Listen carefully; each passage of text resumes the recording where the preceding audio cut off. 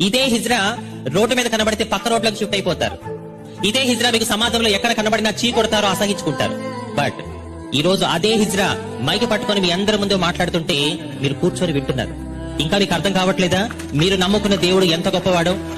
యేసయ్య గొప్ప దేవుడని 100 మాటలు చెప్పాల్సిన అవసరం లేదండి. ఒకప్పుడు సమాజం చేత వెలివేయబడిన ఒక హిజ్రాగా ఈ రోజు నేను మైక్ పట్టుకొని మాట్లాడుతున్నాను అంటే ఈ పాటికి ఇక్కడ కూర్చున్న ప్రతి ఒక్కరికి అర్థమైపోవాలి నువ్వు నమ్ముకున్న దేవుడు ఎంత గొప్పవాడు. నేనంత ఈజీగా ఇక్కడ దాకా వచ్చేసాను అనుకుంటున్నారా? ఈ మీటింగ్ రావడానికి మీకు 1 గంట 2 గంటలో ఒక ఫోటో ఒక రోజు సమయం పట్టుంటది ఈ సెమినార్ కి రావడానికి.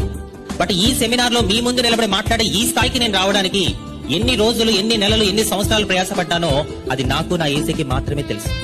దేవుడికి అసాధ్యమైనది ఏది కూడా లేనే లేదు నా ప్రియ సహోదరి సహోదరుడా. God can use anyone. దేవుడు ఎవరినైనా వాడుకోగల సమర్థుడు. ఈ రోజు నా బ్రతుకుని మార్చింది నా కులం కాదు. నేను ఒక చౌదరి కుటుంబంలో పుట్టాను. మా అమ్మగారు ఒక బ్రాహ్మణ కుటుంబంలో పెరిగారు. అయినా నా బ్రతుకుని మార్చింది నా కులం కాదు, నా కుటుంబం కాదు, ఈ సమాజం కాదు. నా బ్రతుకుని మార్చింది లోక రక్షకుడైన యేసయ్య. ఆయన వాక్యమే నా బ్రతుకుని మార్చాయి.